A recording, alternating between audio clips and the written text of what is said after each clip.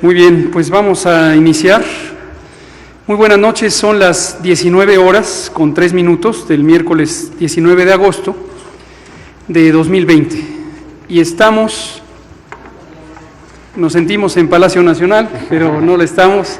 Muchas gracias, gobernador. Estamos en el Centro de Convenciones de San Luis Potosí y tenemos el privilegio de estar aquí porque nos ha recibido el gobernador Juan Manuel Carreras, quien es, además de ser el gobernador de San Luis Potosí, es el presidente de la Conferencia Nacional de Gobernadores.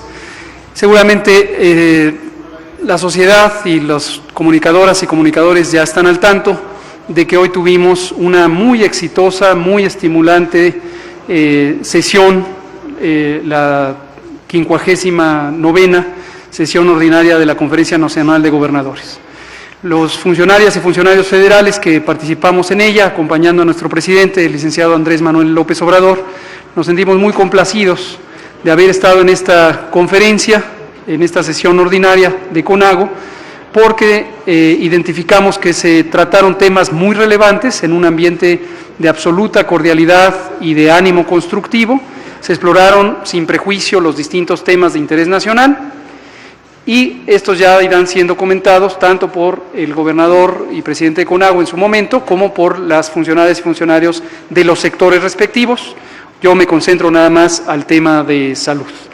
Le agradezco públicamente al gobernador y también quisiera destacar el acompañamiento de la doctora Mónica Rangel, secretaria de Salud de San Luis Potosí y secretaria técnica de la Comisión Consultiva de Salud Pública del Consejo Nacional de Salud, que es el órgano de coordinación del Sistema Nacional de Salud, en el que hemos estado también trabajando todos los aspectos técnicos que tienen que ver con el manejo de la pandemia de COVID-19, y también le agradezco públicamente a la doctora Rangel, que ha tenido una excelente participación en encontrar consensos, en buscar siempre un alineamiento con una base técnica y científica de los trabajos que hacemos en el país.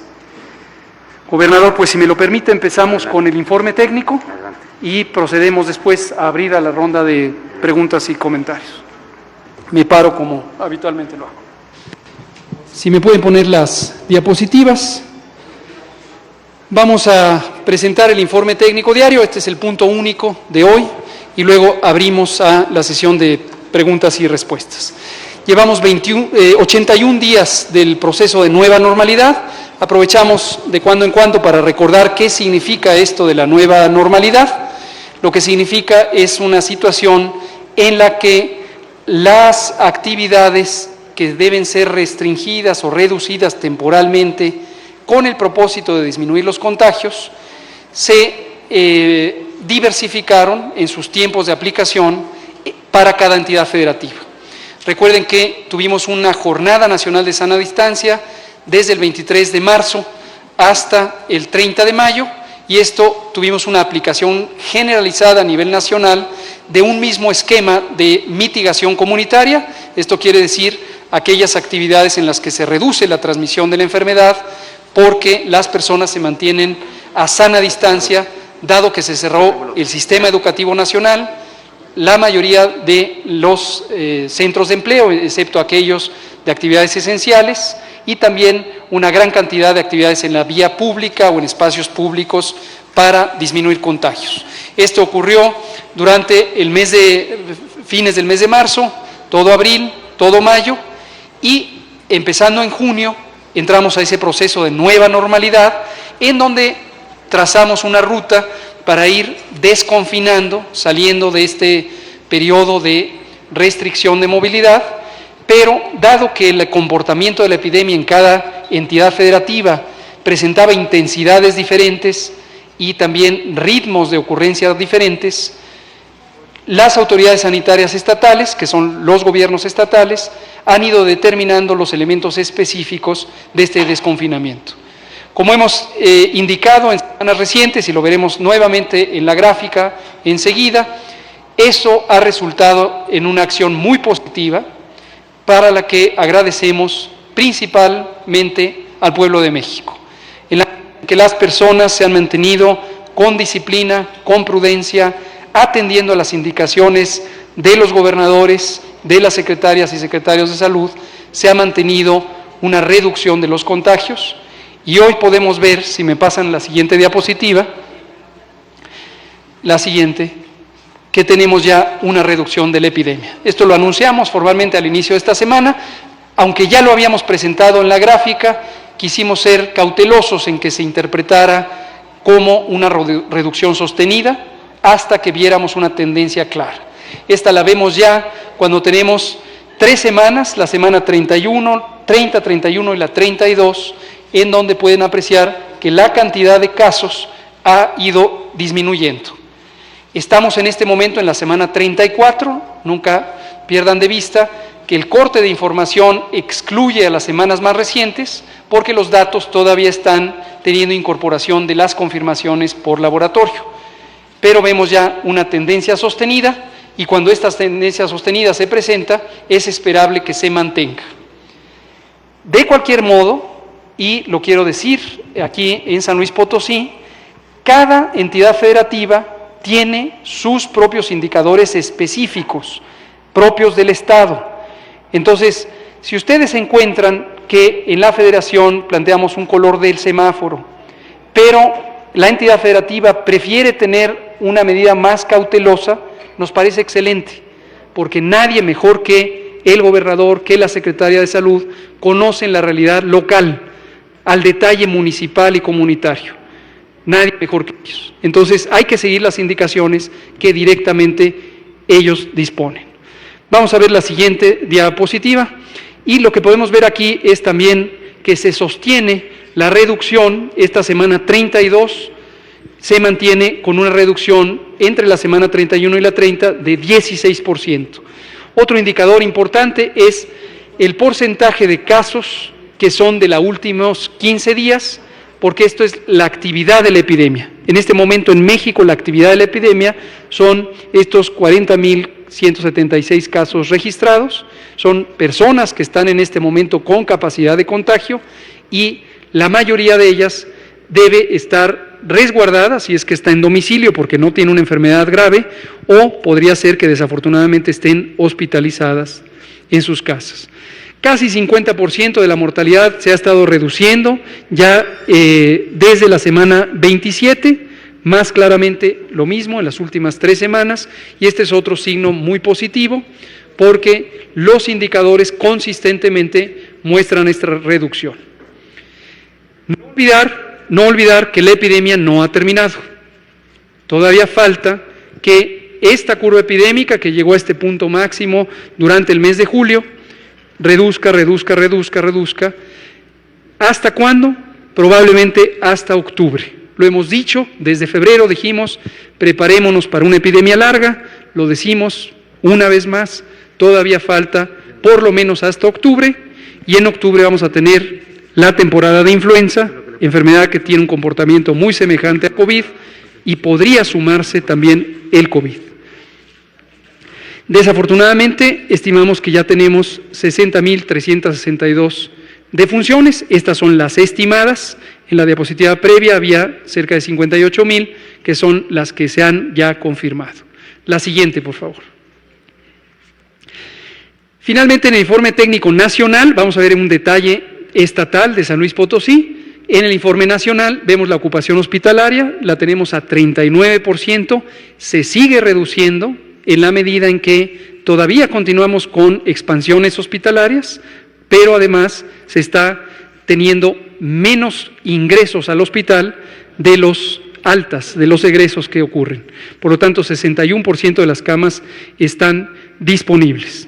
Si lo vemos en las entidades federativas, tenemos Nuevo León, Nayarit, Colima y Coahuila, y hasta el estado de Hidalgo, con ocupaciones superiores al 50%, todos los demás ya tienen menos del 50% de ocupación.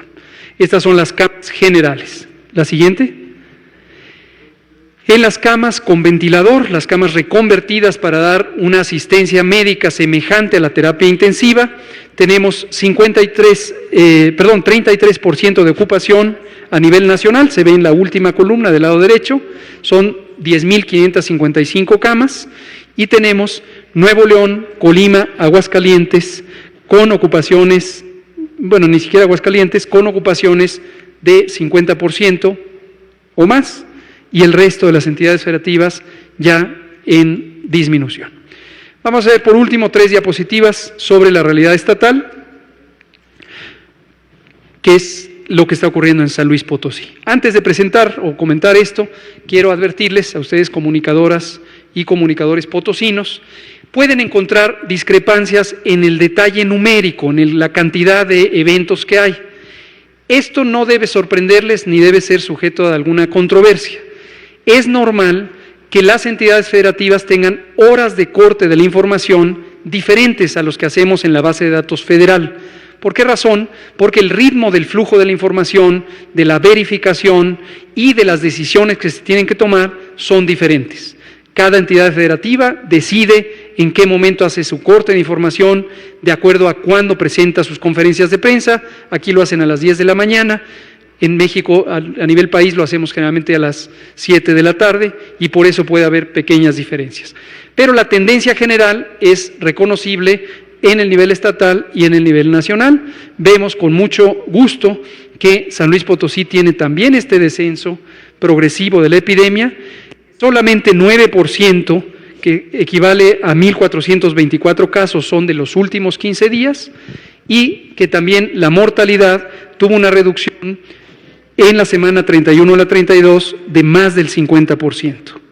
Esto es muy positivo, señales de que se está avanzando. Para que quede claro, enfatizo, de todos modos, el riesgo no ha acabado. Entonces, esta es una muy buena noticia, pero es decir que hay que volver a las actividades de manera precipitada. Lo que se ha logrado en San Luis Potosí y en el resto del país es gracias, en este caso, a que las y los potosinos se han mantenido ordenados, atentos, oyendo las indicaciones y manteniéndose en casa cuando así hay que hacerlo, y con mucha prudencia y orden, abriendo las actividades económicas y sociales que el gobierno estatal va indicando. Entonces, buena noticia, pero no hay que controlarse. Si queremos seguir en semáforo naranja, como está ahora ya San Luis Potosí, es gracias al orden que ha mantenido San Luis Potosí. La siguiente. Y para verlo por municipios, lo que podemos ver es dónde pudiera estar más activa la epidemia. Vemos que en prácticamente todos los municipios, no estamos poniendo desde luego todos, pero los relevantes, vemos tendencias al descenso. En particular, los que llegaron a mayor transmisión son Valles y San Luis, las ciudades más grandes del estado, pero en casi todos, entre la semana 29 y la 31, ya hay una tendencia decreciente. Está un poco más lento la reducción en Soledad de Graciano Sánchez, pero en general están todos reduciendo. Me parece que es la última. Es la última. Vamos a pasar, si el gobernador nos lo permite, a la sesión de preguntas y respuestas. Adelante, por favor. Soy Enrique Hernández del portal Criptón, periódico digital. Mi pregunta va en el sentido de que, bueno, vemos con agrado que se está doblando ya la curva en el tema de los contagios, pero básicamente a nivel mundial se han estado detectando algunos cambios en la sintomatología de los enfermos. Queremos saber si en México tienen detectado estos cambios, que ya no es el mismo cuadro que se venía presentando.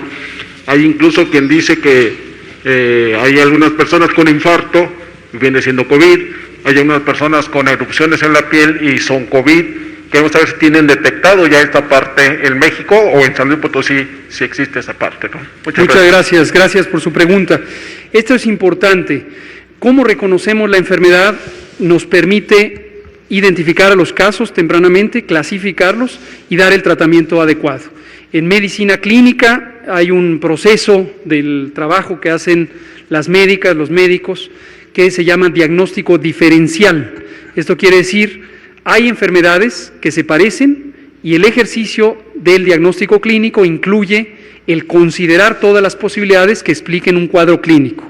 Fiebre, tos, dolor de garganta, dolor de cabeza lo presentan múltiples enfermedades, la mayoría de ellas posiblemente infecciosas, y en la correcta observación de otros síntomas que les llamamos complementarios o accesorios ayuda a la sospecha diagnóstica que permite identificar tempranamente a los casos en esta situación de COVID. Usted comenta sobre infartos y problemas cardíacos. Efectivamente se ha descrito, el COVID se ha asociado con arritmias y se ha asociado con una propensión a los infartos cardíacos. También se han descrito alteraciones funcionales cerebrales. Algunas descripciones hablan incluso de alteraciones circulatorias del cerebro o una propensión a tener infartos cerebrales. Esto está todavía en duda. Se ha descrito daño al hígado, daño a los riñones, lesiones en la piel. En general, y para que quede la idea en la sociedad, estos son síntomas, insisto, accesorios. No necesariamente son relevantes para que la población sepa si tienen o no la enfermedad. Hasta el momento, en el mundo, en México y desde luego en San Luis Potosí, los síntomas fundamentales siguen siendo los mismos. Fiebre, tos, dolor de garganta, dolor de cabeza, dolor de cuerpo en los músculos y las articulaciones. Y si una persona tiene estos síntomas, pero además tiene mayor de 60 años, es mayor de 60 años de edad, o tiene enfermedades crónicas, diabetes, hipertensión, obesidad, inmunodepresión por cualquier causa, cáncer, VIH, no se espere y acuda a consulta, porque todavía hay mucho que se puede hacer antes de la intubación. Y si se logra tener oxigenación temprana, con una mascarilla, sin necesidad de ventilación, se pueden salvar vidas. Muchas gracias. Por favor. Omar Niño, de O Noticias. Yo le quiero preguntar si nos puede explicar de qué se habló y cuáles son los cambios de los nuevos semáforos que ya el presidente de la CONAGO y gobernador también de San Luis Potosí nos señaló que se tocó en la reunión. ¿Cuáles son estos cambios? Y aprovechando, le hago una siguiente pregunta sobre este mismo tema. ¿Se está privilegiando la cuestión económica sobre la salud pública en estos cambios de colores de los semáforos? Y se lo pregunto porque le quiero dar un ejemplo de San Luis Potosí. Los potosinos no entendimos por qué nos mandaron de semáforo rojo en el que estábamos al naranja, porque cuando estábamos nosotros en semáforo naranja y nos mandan al semáforo rojo, en esa semana había en San Luis Potosí, se lograron acumular 761 nuevos casos y 43 muertes, y nos mandaron al semáforo rojo. Y ahora que nos regresan al naranja, fue totalmente drástica el número de casos y de muertos, porque en esta semana previa tuvimos 2.859 casos positivos y 217 nuevas muertes. Por eso le pregunto, ¿se está privilegiando la actividad económica sobre la salud pública de los mexicanos, en este caso también de los potosinos? Muchas gracias por su pregunta. La respuesta clara es no. No se está privilegiando la actividad económica sobre la vida y la salud de las personas. La prioridad es clarísima, dado a la importancia de la vida humana, que es irrepetible, irreparable, si se pierde, esta es la prioridad, en San Luis Potosí y en el país en su conjunto. Sobre lo que usted señala, me parece una inquietud razonable, porque cualquiera en la sociedad podría tener esta perspectiva, esta percepción. ¿Por qué la semana que aumentan los casos diarios pudiera presentarse que cambiamos a un nivel de semáforo más de menor riesgo? La explicación es porque este no es el indicador o no es el único indicador relevante. El semáforo, hasta antes de la modificación muy positiva que se hizo esta semana, que enseguida la comento, tenía 4 indicadores. Un indicador es la velocidad de cambio, también conocida como tendencia, de 2 fenómenos. Son 2 indicadores. El primero es de la ocurrencia de casos. Esto se mide con un método matemático, no es muy sofisticado, pero requiere cierta especialización. De hecho, lo miden un grupo de matemáticos de instituciones públicas de investigación que coordina el CONACYT, el Consejo Nacional de Ciencia y Tecnología. Lo hacemos así a propósito porque queremos tener una especie de observador externo especializado y entonces las tendencias de casos y de hospitalizaciones, que son los dos primeros indicadores, los evalúa, se podría decir, CONACYT, a través de instituciones públicas especializadas en matemáticas. Luego tenemos un indicador que es el porcentaje de personas que, habiéndoseles tomado una muestra para diagnóstico, resultan positivas, y ese es el porcentaje de positividad. A nivel nacional está en 47%, lo acabo de presentar. Y el último indicador de los 4 indicadores básicos que tenía el semáforo es la ocupación hospitalaria. Y ese lo que se mide es cuántas camas se identificaron para el tratamiento de COVID, cuántas están ocupadas. Y es un porcentaje, ese es muy claro y muy directo. Se consideran 2 conjuntos, las camas generales, las camas de terapia intensiva. Entonces, al considerar de manera amplia todos los indicadores, puede ocurrir una situación que indudablemente es la que ocurrió esta semana reciente en San Luis Potosí, que hay una buena reserva de camas, que el porcentaje de positividad se mantiene estable o incluso baja, y aun cuando pudieran observarse la cuenta de casos que es mayor que en semana previa, la tendencia no necesariamente es sostenida a la alta. Y entonces eso da el semáforo. Lo que quiero especificar aquí, antes de comentar sobre los cambios al semáforo, es que esto es un trabajo técnico. Aquí no es negocié, platiqué con las cámaras industriales, me convencieron de esto y el otro. No, así no funciona. Hoy el presidente López Obrador, en la sesión de la conferencia de gobernadores, volvió a recordarle a todo mundo las decisiones que ha ido tomando, y una de ellas, me consta porque estuve allí, es cuando tuvo la videoconferencia con los jefes de Estado del Grupo G20. Y fue muy llamativo porque el primero y de hecho único jefe de Estado del G20 que hizo este comentario fue el presidente de México. Lo que dijo es, en México la epidemia la manejan especialistas, técnicos, científicos. Aquí los criterios políticos no se van a involucrar en el manejo de la epidemia. Así ha sido y así seguirá siendo. Y es el esquema que hemos visto en San Luis. El gobernador también deposita su confianza en sus funcionarias y funcionarios, y por eso es verdaderamente placentero tener los intercambios técnicos con el equipo de San Luis. Muchas gracias. Y los semáforos, lo resumo, básicamente el proceso fue muy útil, quisiera destacarlo porque el gobernador Carreras tuvo un papel central en este trabajo y también la secretaria Rangel. Hicimos una consulta a los 32 estados. Primero fue durante 4 semanas que estuvimos teniendo sesiones del Gobierno de México con CONAGO y se fueron vertiendo distintas inquietudes. Una precisamente es la que usted señala, y ese es el reto que tenemos todos los países del mundo en el nivel subnacional, a nivel nacional y por lo tanto a nivel global. Es la protección de la salud en una epidemia para la que no hay vacuna ni tratamientos específicos, tiene como principal recurso el confinamiento. Esto es parte de la mitigación comunitaria. Pero eso tiene un impacto negativo sobre la economía. Una economía que se mantuviera cerrada durante demasiado tiempo empieza a tener daños irreparables. Esto lo dijo en la sesión hoy el secretario de Hacienda, Arturo Herrera.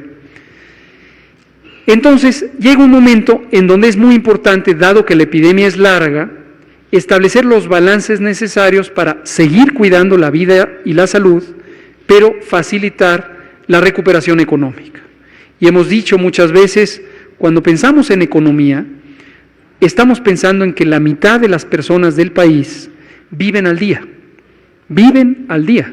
Tienen que salir porque son trabajadores de la construcción, o son vendedores, o tienen una contratación temporal, o trabajan a domicilio, o trabajan en un taller mecánico. Esa es la población que vive al día, y hay que protegerla también en términos económicos. porque si no, eso tiene una consecuencia sobre su salud y sobre su vida. Entonces, este fue el proceso de deliberación.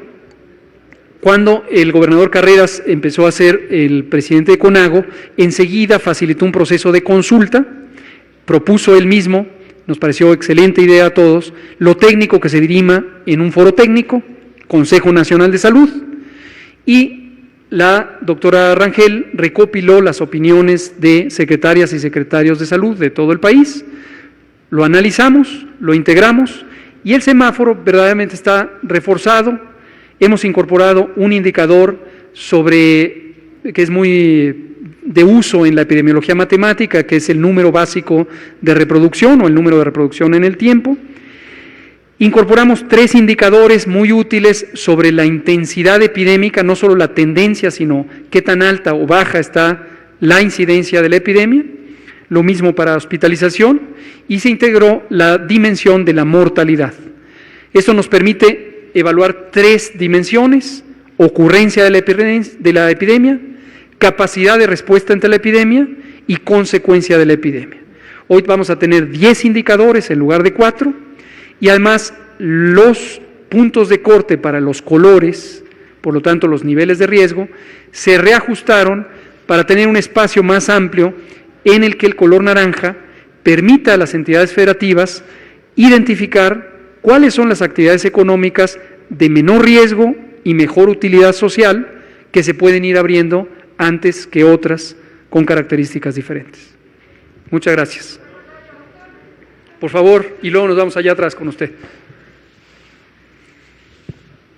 Buenas tardes, doctor Francisco Acosta Martínez para Código San Luis. 2 preguntas. Por favor. La primera, soslayando el hecho de que se encuentra aquí en San Luis y tiene presentes a las autoridades estatales, ¿qué evaluación tiene usted sobre el desempeño que han tenido, tomando en consideración que usted mismo nos dijo hace unos minutos que son las autoridades estatales quienes han implementado estrategias para contrarrestar la pandemia? Esa sería la primera. Y la segunda, por esta situación que se había generado sobre un grupo de gobernadores que estaban exigiendo su destitución, bueno, igual no lo veo de ninguna manera, que estaban pidiendo su destitución, ¿ya hizo las paces con ellos? ¿Cómo está su relación con este grupo de gobernadores? Con mucho gusto. Sobre su primera pregunta, bueno, y también sobre la segunda, le comparto que yo tengo un principio de conducta que he seguido toda mi vida, o bueno, desde que tengo uso de razón. Lo que puedo decir en privado, también lo puedo decir en público. Entonces, a mí no me afecta, me podría tapar y olvidarme que están ellos. Pienso lo mismo. El gobernador de San Luis ha jugado un papel muy positivo en CONAGO, en encontrar consensos, en centrarse en el interés superior de la nación, y eso nos ha hecho muy bien a todas y todos. La doctora Rangel, a quien conozco desde hace varios meses, desde que empecé en el encargo, es conocida ampliamente como una líder de la salud pública de México, es una excelente secretaria, es una excelente administradora del sistema de salud, tiene una visión de salud pública. Se formó aquí en el Estado desde el inicio y ha ido recorriendo todo, conoce los hospitales, conoce la salud pública, conoce los programas. Entonces, esa es mi opinión. Sobre los gobernadores que piden o no mi renuncia, yo no tengo por qué preocuparme porque, como lo dije en Puebla en una videoconferencia semejante, en una conferencia de prensa, yo les tengo absoluto respeto a los 32 gobernadores o los 30 gobernadores, la gobernadora de Sonora y la jefa de gobierno, en tanto que son las personas titulares del Poder Ejecutivo Constitucional en los estados. A mí me parece que todas y todos ellos hacen un trabajo de enorme responsabilidad y velan por el interés y la protección de su ciudadanía. Y en la medida en que hay diversidad de opiniones, el país se enriquece. Hoy constatamos en la conferencia, no hay ninguna enemistad, a menos que yo me haya distraído, no vi a alguien que se parara a decir, saquen a este sujeto de la sala porque queremos que renuncie, y pues evidentemente no tengo motivaciones para renunciar, tengo un encargo que me ha hecho el presidente de la República, el secretario del COSER, y lo seguiré haciendo con mi mejor empeño. Muchas gracias. Vamos a pasar a la compañera. No quisiera acaparar todas las preguntas, teniendo aquí a mis anfitriones. Doctor, buenas tardes, Lucía López. En primer lugar, en Estados Unidos se ha estado viendo el problema en obesidad, Sí. sobre todo en niños, pero en estos momentos no tenemos en que los niños vayan al hospital para hacer un parámetro de cuánta obesidad tenemos hoy en la República Mexicana y también en San Luis Potosí. Esa sería la primera pregunta, ¿cómo le van a hacer? ¿Cuál es la estrategia? Y la segunda pregunta sería, doctor, ¿cuál es su punto de vista a nivel nacional de cómo deben de retirarse o darles un seguro a las familias que hoy pierden una enfermera, un personal de limpieza, de cocina, de la Secretaría de Salud, del ISSSTE, del Seguro Social? ¿Cómo se deben de ir después de perder la vida? Y si se les debe de dar un bono o otro tipo de recursos por esta labor que están haciendo en los diferentes hospitales de la República Mexicana. Gracias. Con mucho gusto. No necesitan ir niñas y niños a los hospitales a que se les evalúe para este propósito, porque tenemos la encuesta nacional de salud y nutrición, por cierto está activa, inició el domingo pasado. Si en San Luis Potosí, potosinas y potosinos, tocan en su puerta y viene personal de salud identificado con la credencial del Instituto Nacional de Salud Pública y dice en Salud COVID, es una encuesta legítima que se está levantando. Y hay un procedimiento de seguridad donde hay un número al que se puede hablar para verificar si la persona que se presenta legítimamente está levantando la encuesta nacional de salud y nutrición.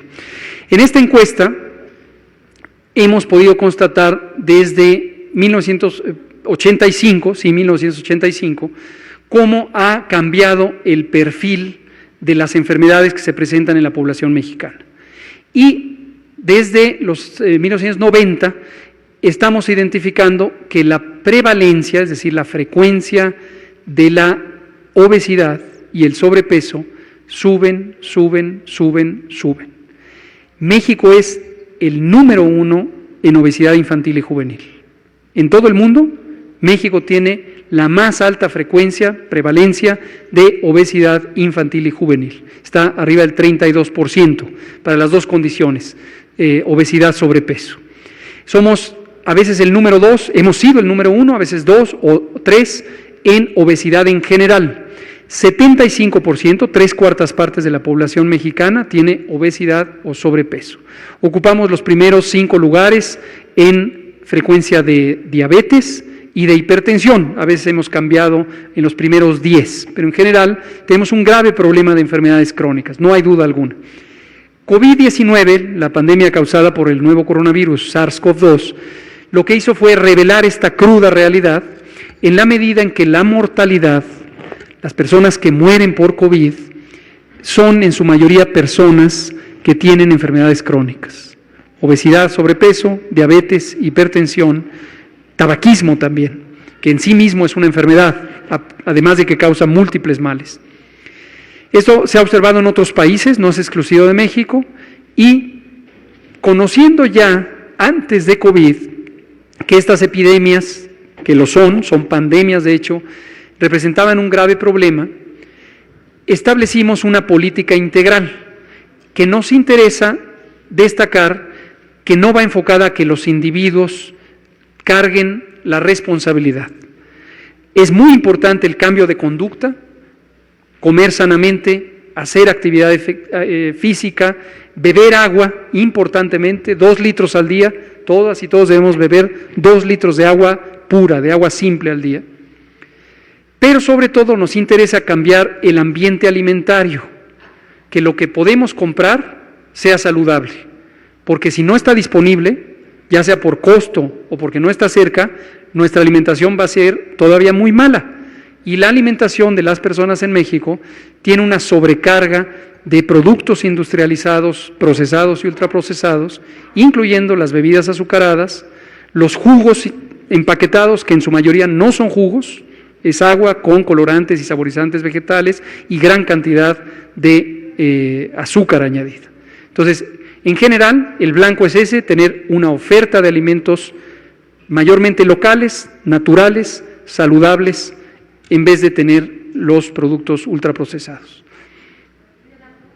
De la segunda pregunta, pues en términos generales, por supuesto, quien ha dado su vida al servicio, no solamente en términos generales por la trayectoria a lo largo de muchos años, sino en una etapa muy crítica como es una epidemia, pues hay que reconocerle el mérito, la contribución, y en general hay que ver escrupulosamente que las previsiones legales sobre las compensaciones económicas relacionadas con pensiones por deceso, pues se cumplan en tiempo y forma. Muchas gracias. Vámonos a ir con otra compañera, allá atrás, insisto, no quisiera monopolizar las... No, yo ya tuve la otra y al... Ah, bueno, al gobernador ya lo, Sí, yo ya... lo exprimieron, y la doctora Rangel a las 10 va a estar mañana. Buenas noches. Por favor. Marta Arriaga, de Periódico Pulso. Para preguntarles si se siguen realizando el mismo número de pruebas en San Luis Potosí o si se han disminuido y que debido a eso pues se vea que hay menos casos detectados, ¿no? Muchas gracias, Marta. Qué bueno que toca este tema, porque a nivel nacional, y lo podemos ver con mucha claridad, desde hace varias semanas, casi desde que empezó la fase 3 de la epidemia, nos ha llamado la atención ver este fenómeno de la infodemia que el domingo pasado tuvimos el privilegio de comentar con el maestro Genaro Villamil. La infodemia, lo compartimos con potosinas y potosinos, es un fenómeno mundial. Se le llama infodemia porque es como una epidemia, pero de información, o más exactamente de desinformación. Cuando existe una crisis de estas dimensiones, es común que haya grupos sociales que por distintas razones, a veces por interés político, económico, por lo que sea, introducen mentiras, introducen distorsión de la información en las redes sociales, a través de los distintos portales de Internet, en videos, en mensajes de audio y video, o en los medios de comunicación formales. Este fenómeno se conoce desde hace muchísimos años, décadas, pero con la tecnología de información, desde luego se vuelve mucho más inconveniente o incluso peligroso. El director general de la Organización Mundial de la Salud, el doctor Tedros Ghebreyesus, alertó desde hace varios meses que con la epidemia, la pandemia de COVID, estamos también sufriendo la infodemia. De hecho, la Organización Mundial de la Salud estableció ya un primer seminario sobre infodemia para analizar en términos de la preparación y respuesta ante las epidemias qué consecuencias adversas, negativas puede tener. En esta infodemia, ahorita voy a ir a su pregunta de manera específica, pero le agradezco porque nos permite ver el contexto. En esta infodemia vemos en México un patrón ya más o menos estructurado, en donde se siembra una idea falsa y enseguida se empieza a replicar en primeras planas de los periódicos, ciertos periódicos, desde luego no todos, ciertos canales de televisión, ciertos portales de Internet, y un grupo, a veces lo he visto un poco metafóricamente como si fuera una burbuja de las redes sociales, donde es muy claro que son las mismas personas conectadas con ciertos grupos de ciertos intereses, y esta burbuja replica un poco esa realidad fabricada. Y la semana más reciente, y es el tema que parece ser el que iniciaron esta semana, es una idea, desde luego falsa, que ya me la preguntaron el martes pasado en la conferencia matutina y la comenté, pero con mucho gusto lo vuelvo a explicar.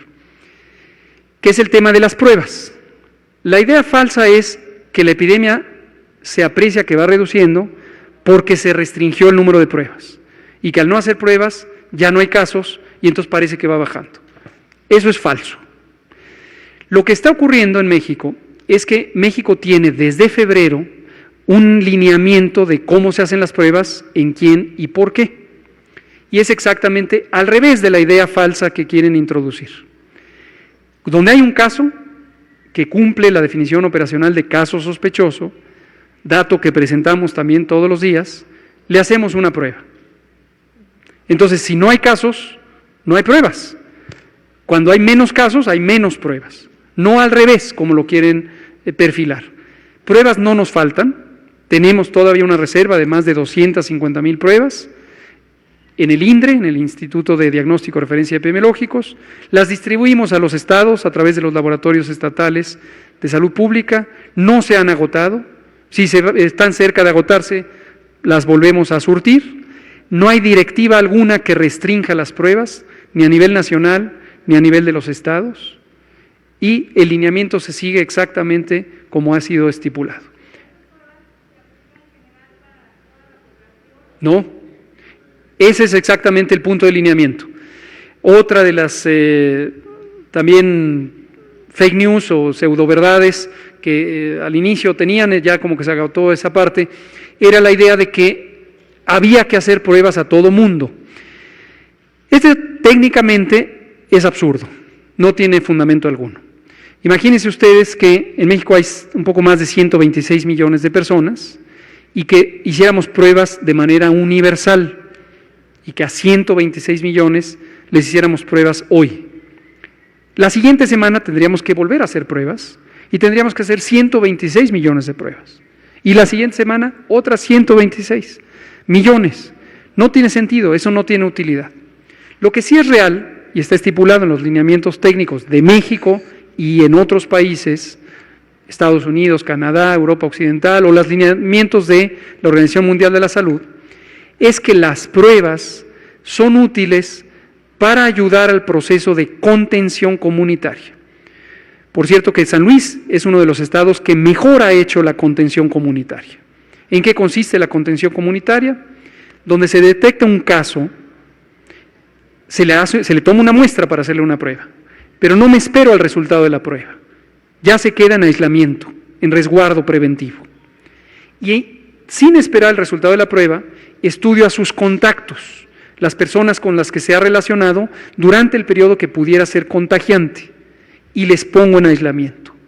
Esto rompe las cadenas de transmisión si se hace un trabajo comunitario, activo, como lo está haciendo San Luis. También lo hacen ya algunos otros estados, la Ciudad de México, por ejemplo, lo hace también Tabasco, lo hace Campeche. Se logra un efecto positivo, disminuye la transmisión y esto complementa de manera muy importante a la medida general de mitigación comunitaria. Muchas gracias. Allá, por favor. Buenas noches, Mariel Sánchez de EMSA Valles. Subsecretario, preguntarle cuál es el seguimiento, será el seguimiento que se le dé a los pacientes que ya fueron dados de alta tras haber sido contagiados de coronavirus. Sabemos que hay secuelas respiratorias donde los pacientes requerirán terapias fisiorrespiratorias, otros presentan secuelas cardíacas, neurológicas. En este caso, la Federación ya tiene un plan al respecto y si se cuenta con la infraestructura para llevarlo a cabo. Por otro lado, preguntarles si hay algún proyecto ya de estudios sobre asintomáticos para contener el riesgo de contagios. Pues sabemos que en este caso hay que identificar el porcentaje en cuanto a este tipo de pacientes, lo cual se ha tornado bastante difícil y ha llevado a una crisis severa de brotes. Muchas gracias. Su última afirmación no creo que sea tan cierta, lo digo con todo respeto, porque voy a empezar por la segunda pregunta. El papel de los asintomáticos son personas que teniendo la infección por SARS-CoV-2, el virus que causa COVID, no tienen síntomas, no les duele la cabeza, no tienen fiebre, no tienen dolor de garganta, tos, etc. Al inicio de la epidemia, mes de marzo para la epidemia en México, ya el segundo mes de epidemia para Europa, se empezó a considerar que las personas asintomáticas podían tener el papel más importante de la transmisión. Esto llevó incluso a que la Organización Mundial de la Salud hiciera un pronunciamiento específico al respecto. Lo cierto es que la evidencia científica no es tan clara en ese sentido. No hay duda que pueden tener un papel, pero qué tan importante es en comparación con los sintomáticos, eso no está claro. También hay un periodo corto de 1 o a veces 2 días de una persona que todavía no tiene síntomas, empieza a ser contagiosa, empieza a eliminar virus por la garganta y la nariz, la boca, y a los pocos días, 1 o 2, ya tiene síntomas. Eso se llama presintomático, antes de los síntomas. Lo mismo no se tiene claro en términos cuantitativos, en términos de la importancia, de la magnitud, si eso es más preocupante o más importante en la transmisión que los casos sintomáticos. Cuando uno compara las cargas virales, esto es la cantidad de virus que se pueden detectar por la técnica de PCR, en la garganta de personas sintomáticas con respecto a personas asintomáticas, es decir, sin síntomas, es muy claro que hay una considerable cantidad, mucho mayor, órdenes de magnitud, 100 o 200 o 1000 veces más, la cantidad estimada de virus en los sintomáticos. Pero además los sintomáticos tosen y eso contribuye a una excreción más amplia de virus. Entonces, en suma, no se conoce todavía, hay razones para sospechar que es más relevante el sintomático que el asintomático. Sobre la rehabilitación pulmonar, México en general ha tenido en las últimas 4 décadas un crecimiento muy lento del Sistema Nacional de Salud, un desarrollo muy precario que tiene que ver con muchas razones, pero el efecto neto es que se necesitan más servicios de los que hay, más hospitales, más médicas y médicos, más enfermeras y enfermeros, más unidades de atención en el primer nivel, se necesita más de lo que tenemos. Ciertos servicios especializados son particularmente escasos y la epidemia de COVID-19 no ha hecho más que mostrarlo, así como lo de la obesidad infantil. En especial, personas especialistas en medicina crítica, intensivistas, personas especialistas en infectología y personas especialistas en neumología. Son muy escasos en México. Y cuando vino la epidemia, necesitando esos 3 perfiles, pues desde luego fue muy claro que México no ha formado esos especialistas. Respecto a terapia de rehabilitación pulmonar posterior al COVID o rehabilitación COVID o tratamiento de COVID en personas con discapacidad, hay solo 2 centros especializados en el país. Uno es el Instituto Nacional de Enfermedades Respiratorias y otro es la Fundación Teletón, a través de sus centros de rehabilitación Teletón. Desde el inicio de la epidemia, estamos hablando de 4ª semana de marzo, establecimos un convenio de colaboración con la Fundación Teletón para precisamente expandir numéricamente y territorialmente la capacidad de brindar esa atención especializada de recuperación. Respecto al sector público, no hay duda que la mejor escuela o la mayor escuela de neumólogas y neumólogos es el INER, el Instituto de Enfermedades Respiratorias, y ustedes aquí en San Luis Potosí tienen un magnífico médico egresado del INER, que es el doctor Alejandro Gómez Gómez, que es asesor de la Secretaría de Salud del Estado de San Luis en materia de COVID, y conozco que ha estado dando seminarios, capacitaciones, que sin duda resultan en ampliar esa capacidad de seguimiento de las personas con necesidad de rehabilitación pulmonar.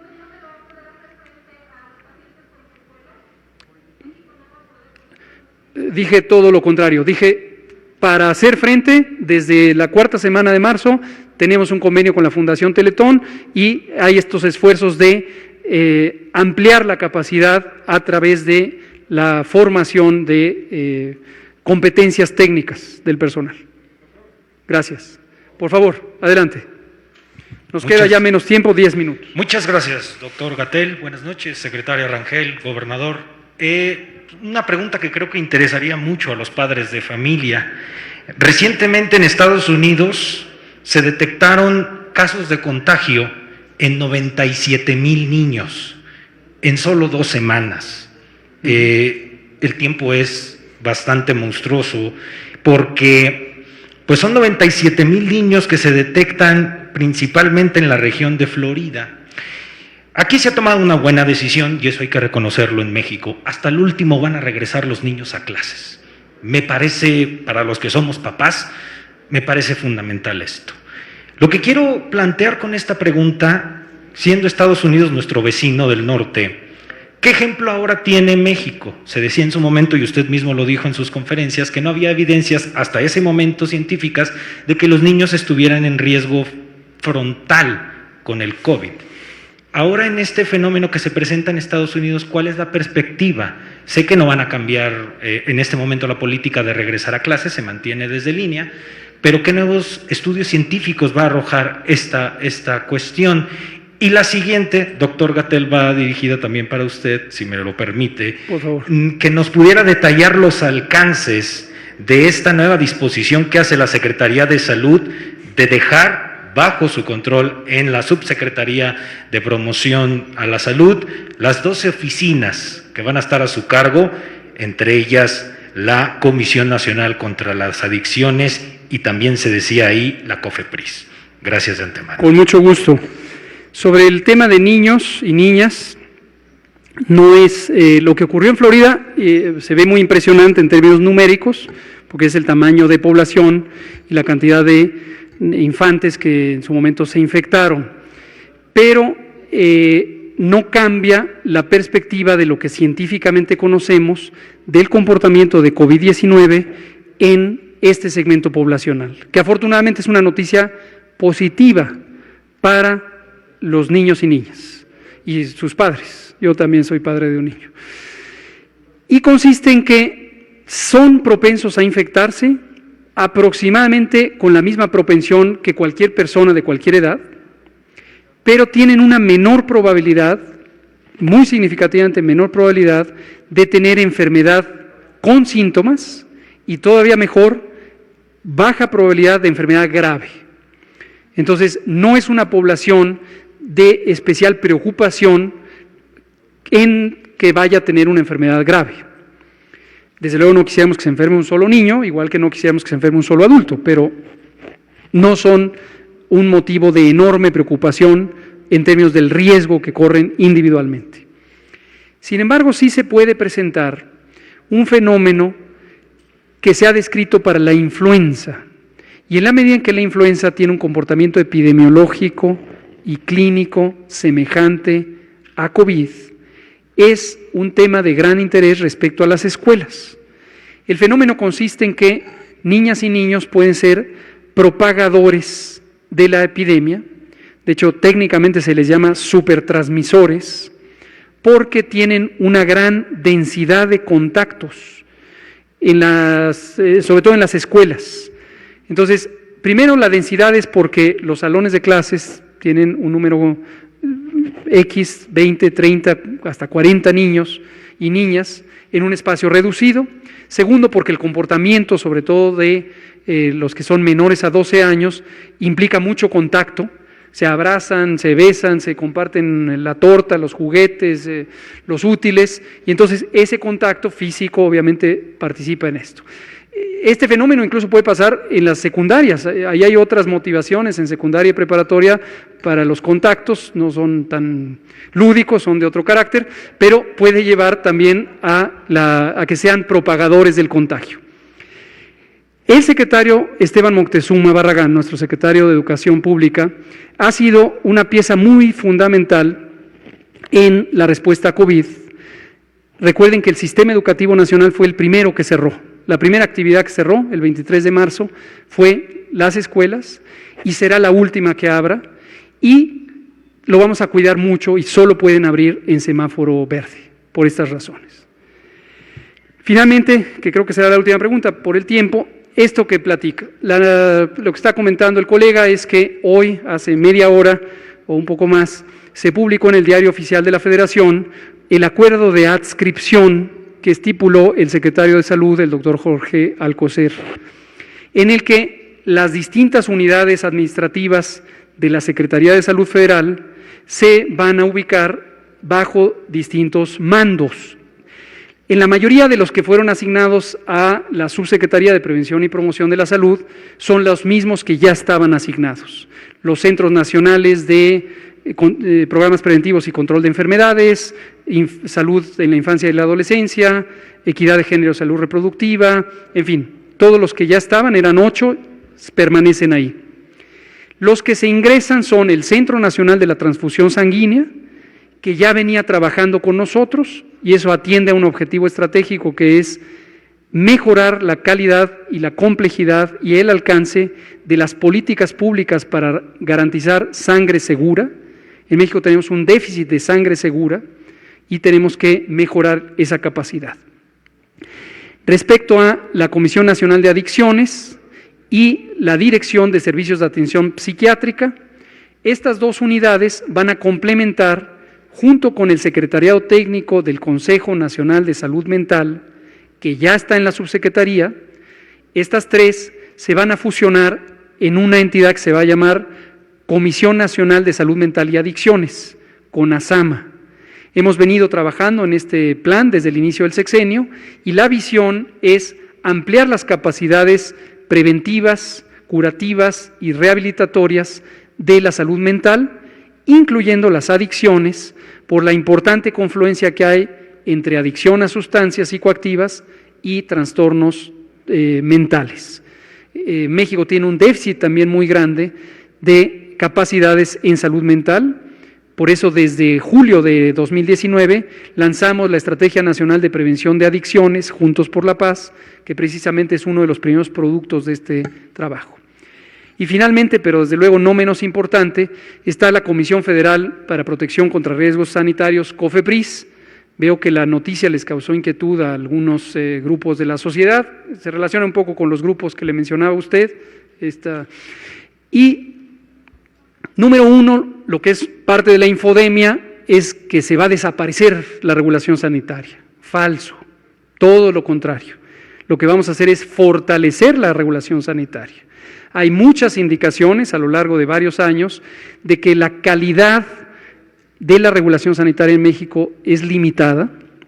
Es limitada en primer número, no hay suficientes verificadoras y verificadores sanitarios, pero además hay omisiones muy importantes en regulación sanitaria. Hay productos que han sido autorizados, si se evalúan con respecto a estándares internacionales, no son inocuos. Ha habido omisiones graves en la regulación ambiental, en lo que tiene que ver con salud ambiental. De hecho, hay muy pobre capacidad de salud ambiental. La operación sanitaria, es decir, la verificación sanitaria de la operación de establecimientos mercantiles, comerciales, restaurantes, hoteles, fábricas, etcétera, también necesitamos fortalecerla. Esto es una instrucción que giró el presidente de la República, desde luego también el doctor Jorge Alcocer, quien la ejecuta, y corresponde simplemente a un cambio de adscripción, y al subsecretario de Prevención y Promoción se le ha asignado la tarea de facilitar el proceso de reestructuración de COFEPRIS, que es uno de los objetivos de nuestro programa sectorial de salud que se publicó este lunes, y lo que buscamos es tener mejor regulación y sobre todo transparencia. Transparencia. Hay que limpiar de corrupción el país en muchos aspectos, pero en la regulación sanitaria también hay muchas preocupaciones al respecto. Nos queda un minuto, le pido atentamente al señor gobernador, precisamente si nos cierra. Perdón, una disculpa nada más, sé que de tener preguntas, pero yo quiero hacer nada más un doble reconocimiento. El primero, sin duda, es a la Secretaría de Salud, al doctor Alcocer, al doctor Hugo López-Gatell. Tuvimos un mes que había muchas diferencias, digamos, en términos de federación y Estado, y eso no es bueno para la sociedad, porque al final del día creo que en el marco de una emergencia sanitaria hay que comunicar con oportunidad, con mesura y con responsabilidad. Entonces, me parece que sí es un espléndido trabajo durante este mes y creo que fue realmente importante poder tener ya estos documentos, que además el otro reconocimiento es a todos los gobernadores y a todos los integrantes de la CONAGO, en sí mismos, a ellos y a los secretarios de salud integrados en el Consejo Nacional de Salud, porque realmente allí acabamos de tener un muy buen trabajo para todos. Este nuevo lineamiento, estos nuevos documentos van a permitir que podamos tener ya para el siguiente semáforo, es decir, no esta semana, porque aunque ya se tengan resultados, son resultados semanales, pero para efecto de su duración, el semáforo tiene una duración de cada 15 días, que también forma parte de los acuerdos, y ya entrará en operación para no esta semana, sino la siguiente semana, lo cual creo que redundará en certeza y claridad entre todos. Mi aprecio y reconocimiento, lo digo como gobernador de San Luis Potosí, pero también como presidente de la CONAGO. Muchas gracias. Y gracias a todos. Muy amables. Gracias.